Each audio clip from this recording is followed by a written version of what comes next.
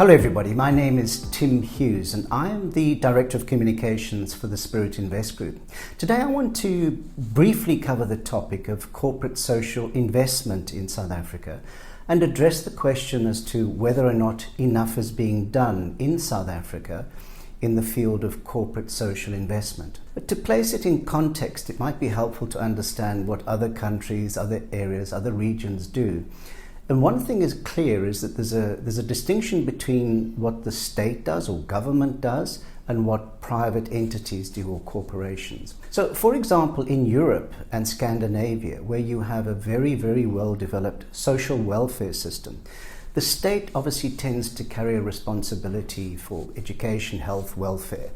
And therefore, there are very, very high taxes, and companies are not expected to conduct as much corporate social responsibility or corporate social investment as other areas. If you take the United States, that's not the case. And companies and corporations in the United States tend to carry more corporate social responsibility and investment. Another model you find in Japan, to some extent in Germany as well, is where companies provide a holistic approach.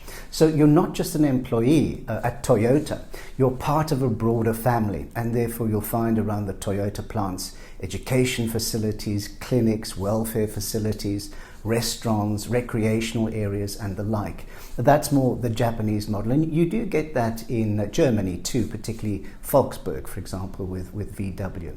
So where do we fit here in South Africa? Well, very obviously our context is our history, in which our government historically, or the government rather, historically left behind the majority of the population, didn't cater for its needs, educational, social, welfare, health, across the board. So in the democratic South Africa, we've inherited a hugely unequal environment where obviously the majority of our people have been left behind.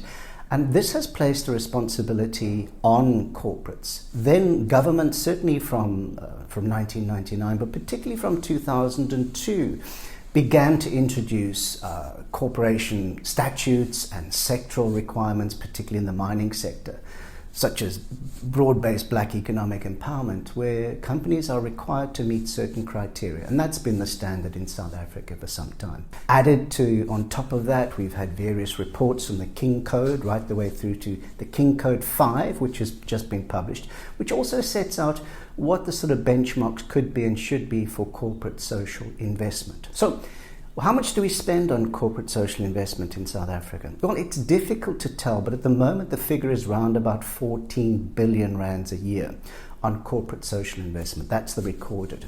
And a lot of our top 100 companies, obviously, if they're listed, they publish what their corporate social investment is. So I think that's less of a concern.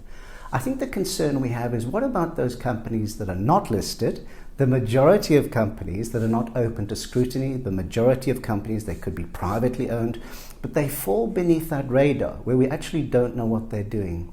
And I think, if nothing else, this video is a call to medium-sized companies to actually do more in terms of corporate social investment, and to make a distinction between corporate social responsibility, those things that maybe if you feel you have a responsibility to your employees, well, that's fine.